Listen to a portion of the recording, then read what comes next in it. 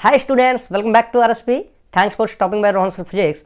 Today we are here to discuss about AC generator. इस lecture video के अंदर हम समझेंगे कि AC जनरेटर क्या होता है, क्या इसका वर्किंग प्रिंसिपल होता है और क्या इसका वर्किंग फॉर्मूला होता है। तो लास्ट तक बने रहना है आपको इस लेक्चर वीडियो के साथ, जिससे कि आपको आज के बाद AC जनरेटर के अंदर कोई किसी भी तरीके की प्रॉब्लम ना रहे। यदि आप इस लेक्चर वीडियो को अंत तक देखोगे तो आपको किसी तरीके का कैसा भी डाउट नहीं रहने वाला है, ये मैं लिख करके दे सकता हूँ, गारंटी से कह सकता हूँ। तो जल्दी से कर दीजिए सब्सक्राइब प्रेस बटन को और बेल आइकन को भी प्रेस कर दीजिए और निकाल लीजिए अपनी कॉपी और पेन और स्टार्ट कर दीजिए नोट्स राइट डाउन करना। ठीक है, तो हम समझते हैं कि अब AC जनरेटर क्या है। तो पहले तो ये समझेंगे कि AC जनरेटर भाई किसी तरीके का डिवाइस है, क्या करता क्या है भाई। तो AC जनरेटर जो डिवाइस है ना, वो मैकेनिकल एनर्जी को इलेक्ट्रिकल एनर्जी में कन्वर्ट कर देता है। कि एक इस तरीके का डिवाइस यदि हम उसको मैकेनिकल एनर्जी कहीं से किसी भी तरीके से प्रोवाइड करा दें और हमें इलेक्ट्रिकल एनर्जी मिल जाए, उसे कहते हैं हम AC जनरेटर। और AC जनरेटर जो है इलेक्ट्रिक करंट प्रोड्यूस करता है। भाई इलेक्ट्रिकल एनर्जी मिल रही है तो इलेक्ट्रिक करंट बन रहा होगा, सीधी सी बात है, इसमें क्या दिक्कत थोड़ी कोई। तो इलेक्ट्रिक करंट जो बन रहा है वो अल्टरनेटिंग इलेक्ट्रिक करंट है। मींस अल्टरनेटिंग इलेक्ट्रिक करंट कैसा होता है, जो आफ्टर एवरी हाफ साइकिल अपनी डायरेक्शन को चेंज कर लेता है, उसे हम अल्टरनेटिंग करंट कहते हैं। तो इस तरीके का डिवाइस हम यहां पर समझने जा रहे हैं कि जो मैकेनिकल एनर्जी हम अप्लाई करेंगे डिवाइस पे और हमें आउटपुट में अल्टरनेटिंग करंट मिलेगा, उसे ही हम कहते हैं AC जनरेटर। अब ये तो इसका इंट्रोडक्शन हो गया कि भैया AC जनरेटर कहते किसे हैं। अब हम समझते हैं कि भैया ये किस प्रिंसिपल पर वर्क करता है, इसका प्रिंसिपल क्या है। तो इसका प्रिंसिपल ये है कि ये Faraday's law of electromagnetic induction, इस पे वर्क करता है, इस प्रिंसिपल पे वर्क करता है।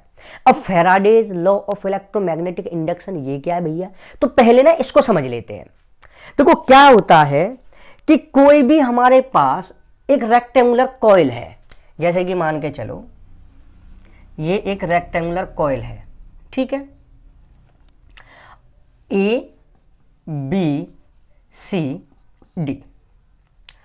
अब ये जो कॉइल है, मान लो सामने की तरफ एक नॉर्थ पोल रखा हुआ है और इसके पीछे इनसाइड एक साउथ पोल रखा हुआ है। एक हॉर्स शू टाइप की मैग्नेट है, इधर सामने नॉर्थ पोल है, पीछे साउथ पोल है। तो एक मैग्नेटिक फील्ड क्रॉस आउट हो रहा होगा इस रेक्टेंगुलर कॉइल के अंदर से। तो Faraday's law of electromagnetic induction ये कहता है कि कोई भी एक रेक्टेंगुलर कॉइल है, किसी भी तरीके की कॉइल है, यदि उससे लिंक्ड मैग्नेटिक फील्ड चेंज हो, एरिया चेंज हो, या फिर मैग्नेटिक फील्ड और एरिया वेक्टर दोनों के बीच का एंगल चेंज हो, कुल मिलाकर के मैग्नेटिक फ्लक्स चेंज हो जाए।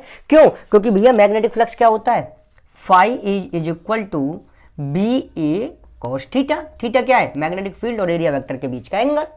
तो यदि मैग्नेटिक फील्ड चेंज हो, एरिया वेक्टर चेंज हो, और या फिर ये थीटा डिग्री का एंगल जो मैग्नेटिक फील्ड और एरिया वेक्टर के बीच में है, इन दोनों या तीनों की वजह से क्या सीधा सीधा चेंज हो रहा होगा, मैग्नेटिक फ्लक्स। तो Faraday's law of electromagnetic induction कहता है कि यदि भैया किसी भी तरीके से मैग्नेटिक फ्लक्स किसी भी एक कॉइल का चेंज हो रहा है, तो उस रेक्टेंगुलर कॉइल या फिर किसी भी तरीके की कॉइल, उसमें इंड्यूस्ड EMF जनरेट होगा। अब यदि इंड्यूस्ड EMF है तो इंड्यूस्ड करंट भी होगा। तो क्या समझ में आया कि magnetic flux linked with any coil, if it is change with respect to time, then induced EMF will be generated in that coil and hence so induced current. तो इस तरीके से इंड्यूस्ड करंट जनरेट हुआ। तो हमें क्या समझ में आया कि AC जनरेटर किस पे वर्क करता है, Faraday's law of electromagnetic induction. मैं यहां लिख देता हूं, जो प्रिंसिपल है इसका वो क्या है, Faraday's law of electromagnetic induction. और ये लोग कहता क्या है कि यदि किसी भी कॉइल से related magnetic flux with respect to time change हो रहा है, तो उस रेक्टेंगुलर कॉइल या फिर किसी भी तरीके की कॉइल के अंदर क्या प्रोड्यूस होने वाला है, इंड्यूस्ड EMF प्रोड्यूस होने वाला है। और इंड्यूस्ड EMF आ गया तो इसका मतलब क्या होगा, इंड्यूस्ड करंट भी आ जाएगा। तो कैसे लिखोगे, a magnetic flux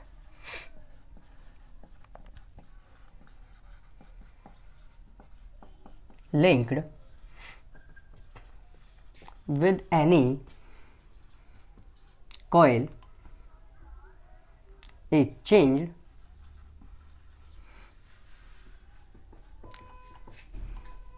with respect to time, then an induced EMF is generated, and hence an induced current is also generated in that coil. तो ये था हमारा Faraday's law of electromagnetic induction, जिस पे हमारा एसी जनरेटर डिवाइस जो है वो वर्क करता है, also generated in that coil. तो ये हो गया इसका प्रिंसिपल, बेसिक प्रिंसिपल, जिस पे एसी जनरेटर हमारा वर्क करता है।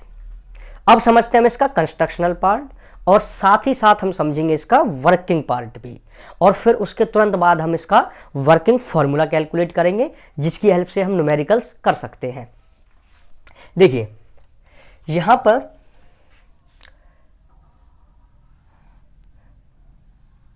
नॉर्थ पोल है, यहां पर साउथ पोल है। ये जो यहां पर एक मैग्नेट यूज की गई है वो एक हॉर्स शू टाइप की मैग्नेट यूज की गई है, जिसका ये साउथ पोल है, ये नॉर्थ पोल है। तो यहां पर मैग्नेटिक फील्ड की डायरेक्शन क्या हो जाएगी, north to south. So this is the direction of the magnetic field produced by that horseshoe type magnet. This is the direction of magnetic field. And हमने यहाँ पर एक रेक्टेंगुलर कॉइल ली हुई है जो कॉपर वायर की बनी हुई है, और इस रेक्टेंगुलर कॉइल में बहुत सारे नंबर ऑफ टर्न्स हैं। तो हमने माना कि there are capital N, means these are the total number of turns in that rectangular coil. Total number of turns, these are capital N. Okay, यहाँ पे रेक्टेंगुलर कॉइल जो है that is A, B, C and D.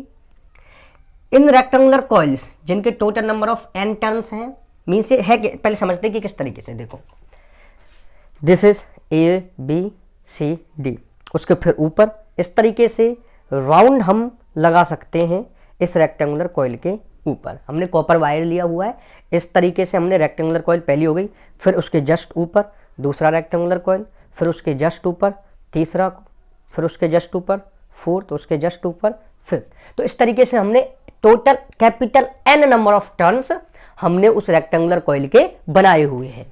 तो वो जो rectangular coil है that is A, B, C, D।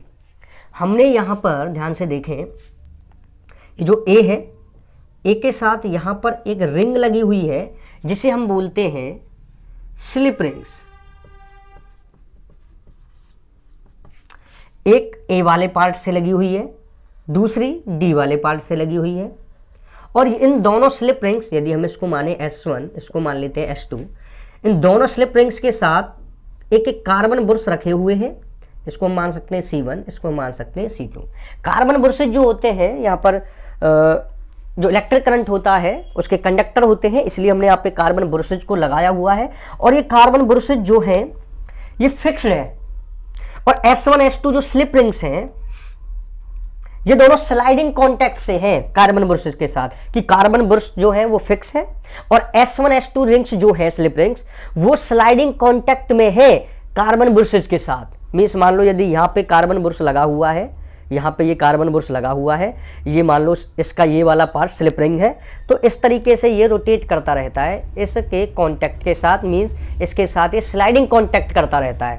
कौन? Slip rings किसके साथ?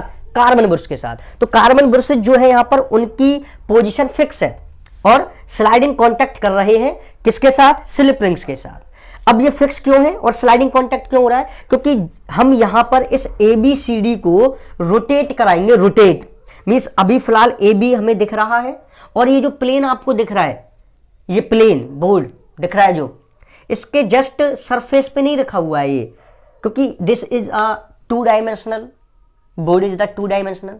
तो मैं यहां पे 3D पिक्चर तो क्रिएट नहीं कर सकता हूं, बट एक्चुअली जो यहां पर ये एक्सपेरिमेंटल सेटअप यहां पे जो रखा हुआ है, कंस्ट्रक्शन पार्ट जो हम यहां पे समझ रहे हैं, इसका मतलब ये है कि ये रेक्टेंगुलर कॉइल इस तरीके से रखी हुई है इन अ हॉरिजेंटल प्लेन।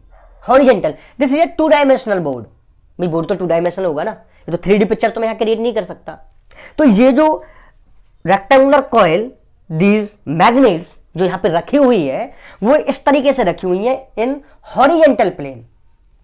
तो मैं यहां पे इस रेक्टेंगुलर कॉइल को ना रोटेट कराऊंगा। कैसे? ये A है, ये आपको दिख रहा होगा, ये A B C और D।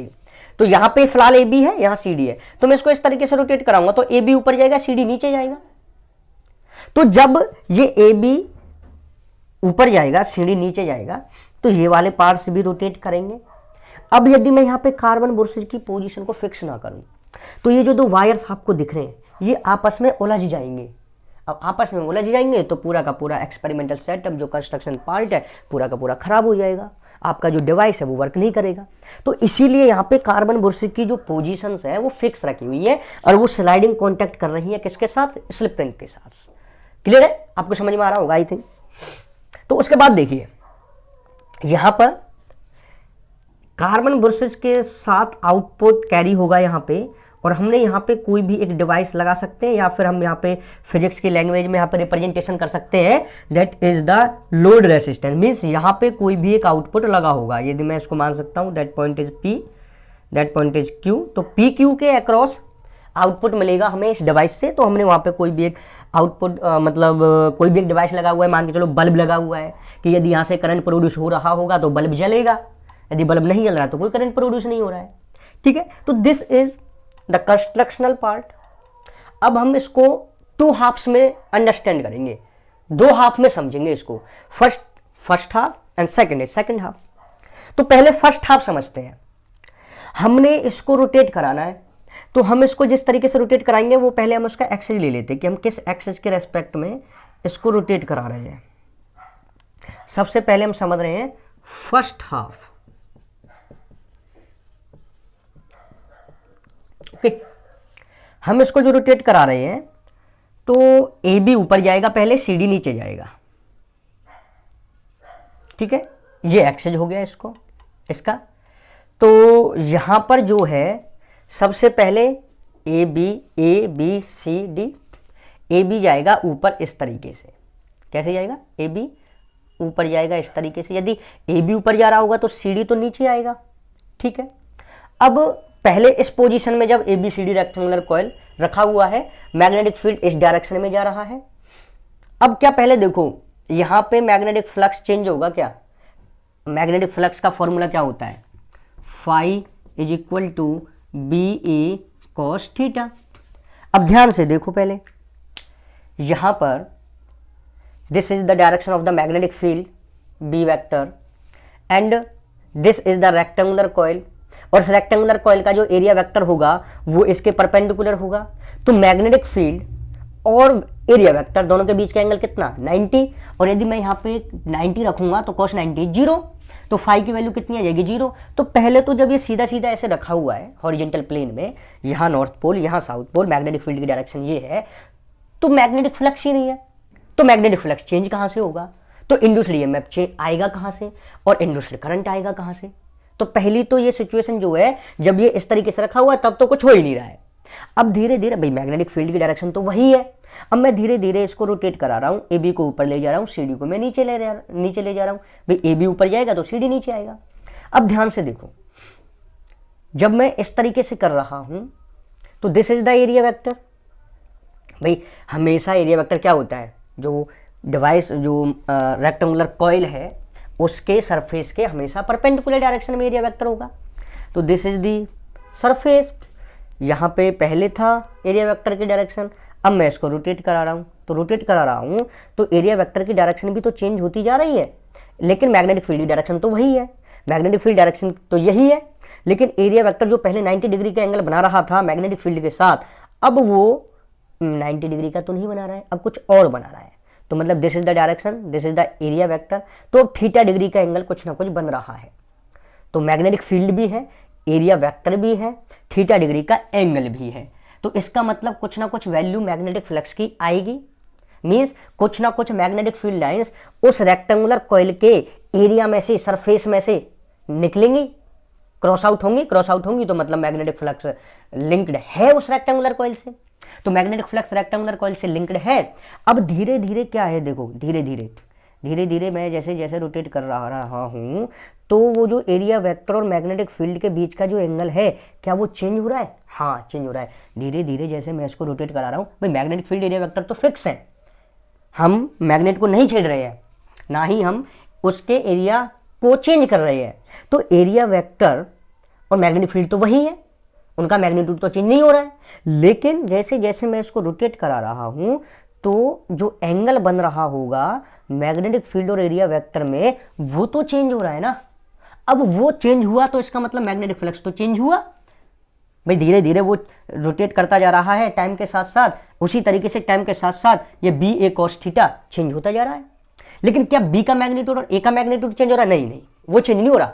क्या चेंज हो रहा है? एंगल। क्या चेंज हो रहा है?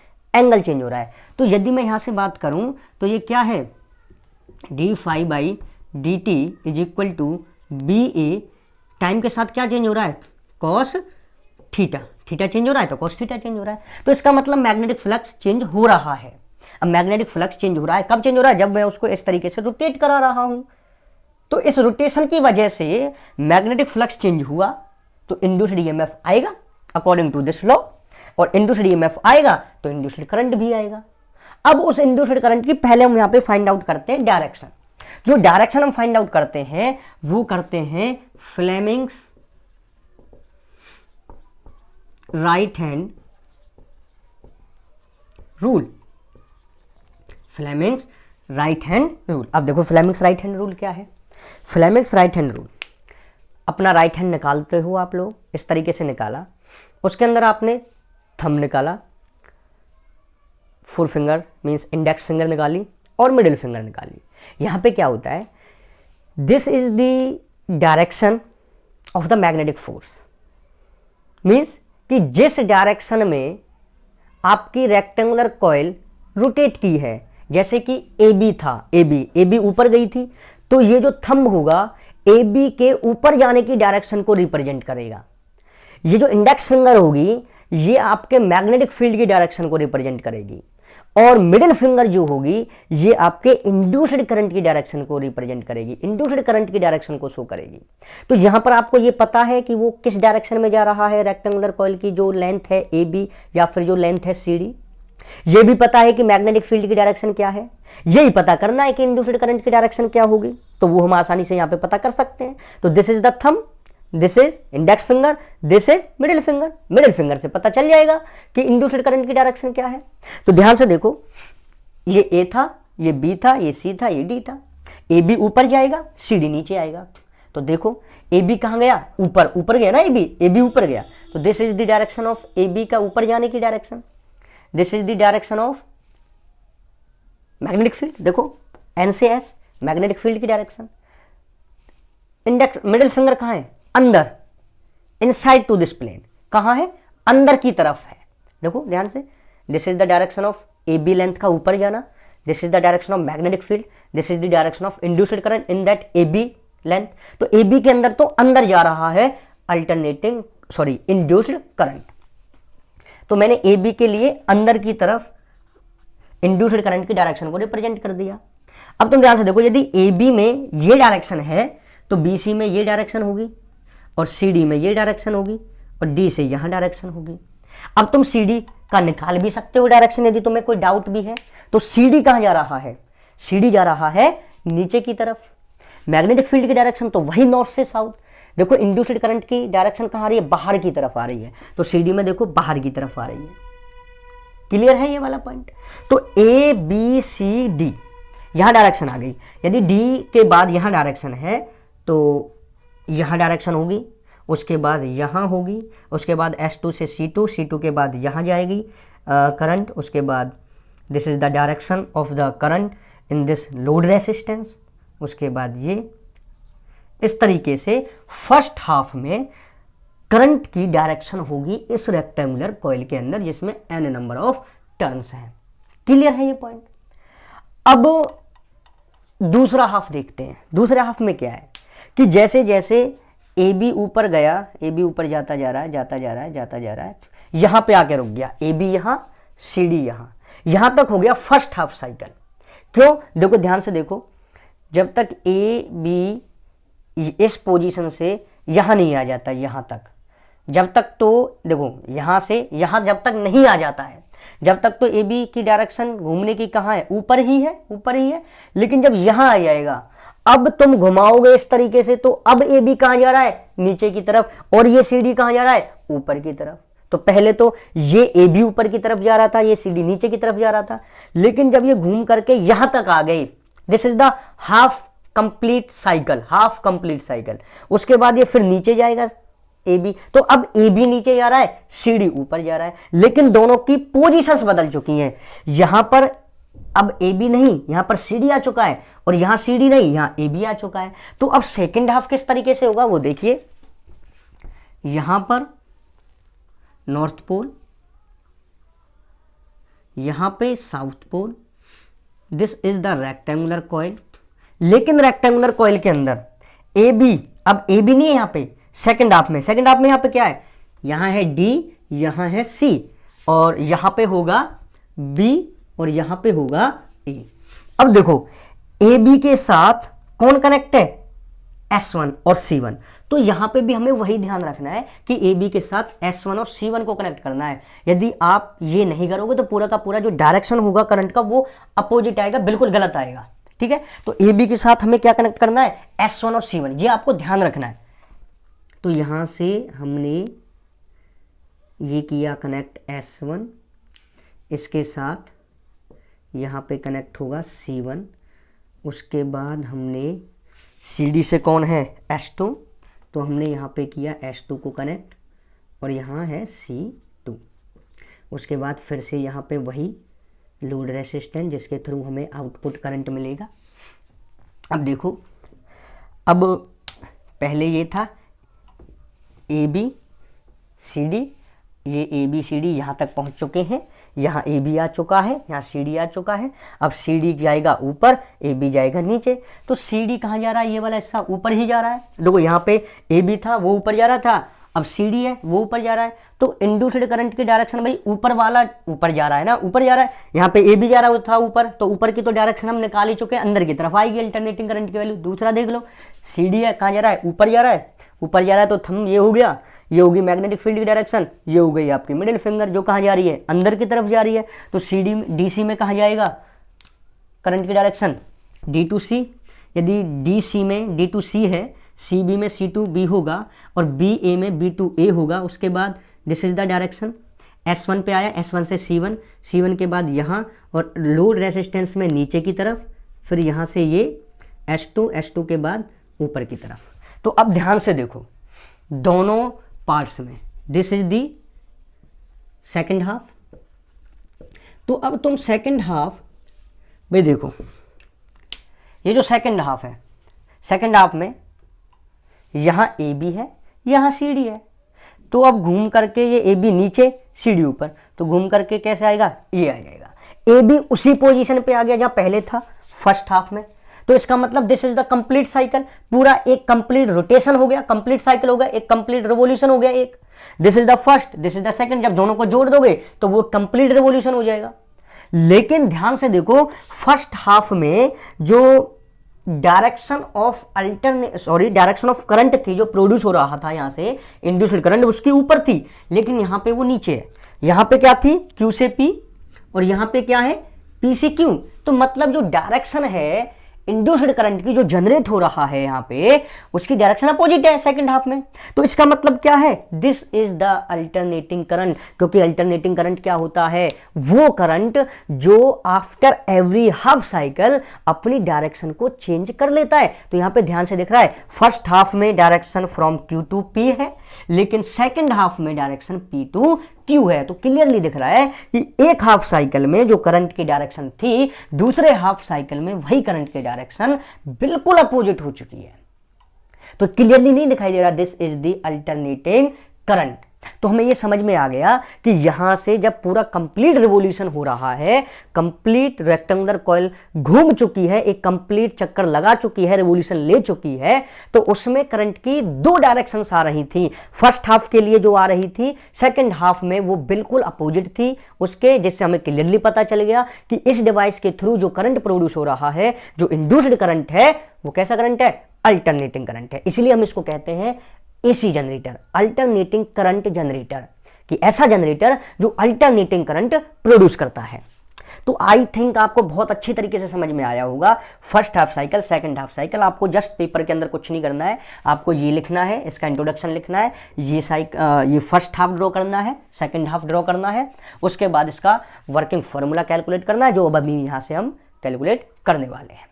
आई होप आपको यहां तक बहुत अच्छी तरीके से समझ में आया होगा कि एसी जनरेटर के अंदर ये कैसे पता चलता है कि अल्टरनेटिंग करंट प्रोड्यूस हो रहा है। क्लियरली पता चल रहा है आपको। ओके, तो जल्दी से नोट करिए, फिर हम इसका करते हैं वर्किंग फॉर्मूला। 1 2 3 हो गया। ओके, देखिए अब करते हैं इसका हम वर्किंग फॉर्मूला कैलकुलेट। फाई निकाला था, फाई क्या होता है? B A cos theta. D phi by D t निकाला। भाई बी और ए का तो मैग्नीट्यूड चेंज हो ही नहीं रहा है, तो बी ए तो बाहर आ जाएगा, D by D T of cos theta. Theta क्या है? बी और ए के बीच का एंगल। थीटा क्या होता है भाई? ओमेगा क्या होता है? Theta by T. ओमेगा का मतलब एंगुलर फ्रिक्वेंसी या फिर एंगुलर वेलोसिटी, रेक्टेंगुलर कॉइल की एंगुलर फ्रिक्वेंसी। तो एंगुलर फ्रिक्वेंसी होता है थीटा बाई टाइम। तो यहाँ से हम थीटा निकाल सकते हैं, तो थीटा क्या हो जाएगा? Omega into t. थीटा की वैल्यू पुट करो यहाँ पे, ये हो जाएगा d phi by D t is equal to B A d over d t cos omega T. Okay, यहाँ से आया B A by cos omega t का डिफ्रेंसिएशन क्या होगा? ओमेगा साइन ओमेगा टी, लेकिन किसका? माइनस का। ओके, तो this is d phi by D T. तो ये तो होगा एक रेक्टेंगुलर कॉइल के लिए, लेकिन वहां पे कितने नंबर ऑफ टर्न्स थे? Total capital N number of turns थे। तो टोटल मैग्नेटिक फ्लक्स कितना होगा यदि वहां पे capital N number of turns हैं? तो ये होगा d phi by D t, total निकाल रहे हैं हम, तो ये हो जाएगा minus N B A omega sine omega t. So this is the change in the magnetic flux linked with that rectangular coil. अब यहाँ से इंड्यूस्ड ईएमएफ निकालेंगे, तो इंड्यूस्ड ईएमएफ क्या होता है? E is equal to minus D phi by D T. तो यहाँ से निकाला तो ये आया माइनस, माइनस से माइनस कैंसिल आउट, तो प्लस हो गया N B A omega sine omega T. Okay, तो यहां से क्लियरली दिखाई दे रहा है कि जो इंड्यूस्ड ईएमएफ जनरेट हुआ है वो साइन का फंक्शन है, साइन का फंक्शन है। दैट देखो ध्यान से, साइन ओमेगा टी। तो क्लियरली किस तरीके से ड्रॉ करोगे? इस तरीके से ड्रॉ करोगे। साइन कर्व को किस तरीके से होता है? इस तरीके से होता है। देखो यहां से लेकर के यहां तक फर्स्ट हाफ साइकिल जिसमें उसने मैक्सिमम वैल्यू ऑब्टेन की, यहां से उसका स्टार्ट हुआ सेकेंड हाफ साइकिल, और यहाँ पे पूरा कंप्लीट साइकिल तो कंप्लीट हो चुका है, और सेकंड हाफ साइकिल भी यहाँ पे कंप्लीट हो चुका है। तो ध्यान से देखो, फर्स्ट हाफ में ये डायरेक्शन थी, यहाँ पे वो maximum current, maximum induced EMF ले रहा था, मैक्सिमम वैल्यू ले रहा था। यहाँ पे वो दूसरे हाफ में देखो नीचे की तरफ है, that is the opposite direction. Sine से भी पता चल रहा है कि after every half cycle value, maximum value change होगी, वैल्यू चेंज होती रहेगी। यहाँ पे A equal to N B A omega sine omega T है, तो हम यहाँ पे देखो N B A omega, N constant, B constant, A constant, angular frequency constant. तो यहाँ पे क्या हो जाएगा? इसको हम कंपेरिजन करेंगे, E is equal to E not sine omega t, जो इंड्यूस्ड ईएमएफ की फॉर्म होती है। तो यहाँ से ई नॉट की value means the maximum magnitude of induced EMF generated, तो वो यहाँ से कितना है? N B A omega. और यदि हम यहाँ से इंड्यूस्ड करंट की वैल्यू फाइंड आउट करें तो वो कितना निकल करके आएगा, हमें पता है अकॉर्डिंग टू ओम्स लॉ क्या होता है, V is equal to I R. तो यहाँ से क्या हो गया, E is equal to I R. तो यहाँ से हो जाएगा I is equal to E by R. तो I कितना हो गया यहाँ से, देखो ये है E की value, that is N B A omega sine omega t divide by R. तो यहाँ से N B A omega R, ये किसकी वैल्यू हो जाएगी, that is I not means the maximum value of alternating current generated in that device. तो यहाँ पे ये हो गया N B A omega divide by R. I hope आपको बहुत अच्छी तरीके से समझ में आया होगा कि एसी जनरेटर क्या होता है, किस तरीके से फर्स्ट हाफ और सेकंड हाफ में जो अल्टरनेटिंग करंट यहाँ पे जो करंट इंड्यूस्ड करंट यहाँ पे प्रोड्यूस हो रहा है वो उसकी जो डायरेक्शंस हैं वो किस तरीके से अलग अलग हो रही हैं, क्यों हम उसको अल्टरनेटिंग करंट कह रहे हैं, किस तरीके से उसका वर्किंग फार्मूला है। वर्किंग फार्मूला हमने कैलकुलेट किया, E is equal to N B A omega sine omega t induced current के लिए कैलकुलेट किया। I is equal to N B A omega sine omega t divide by R. E और I दोनों ही sign के functions हैं। और sign के functions होने का क्या मतलब है, सीधा सीधा कि यहाँ पर जो भी वैल्यूज होंगी अल्टरनेटिंग करंट या इंड्यूस्ड ईएमएफ की, वो after every half cycle change हो रही है, डायरेक्शन मैग्नीट्यूड नहीं, डायरेक्शन। जो भी इंड्यूस्ड ईएमएफ और इंड्यूस्ड करंट की डायरेक्शंस हैं वो after every half cycle change हो रही है। मैग्नीट्यूड तो चेंज हो ही रहा है, लेकिन जो जनरली हम अल्टरनेटिंग करंट की जब बात करते हैं तो मेन जो होता है वो डायरेक्शन होता है। यदि डायरेक्शन चेंज नहीं होगी तो वो डायरेक्ट करंट हो जाएगा। यहाँ पे डायरेक्शन चेंज हो रही है, इसीलिए हम उसको क्या कह रहे हैं कि that is the alternating current. तो आई होप आपको बहुत अच्छी तरीके से समझ में आया है। अभी तक आपने सब्सक्राइब चैनल को नहीं किया है तो सब्सक्राइब कर दें। हम जल्दी ही मिलेंगे नेक्स्ट लेक्चर वीडियो के साथ। Thank you very much.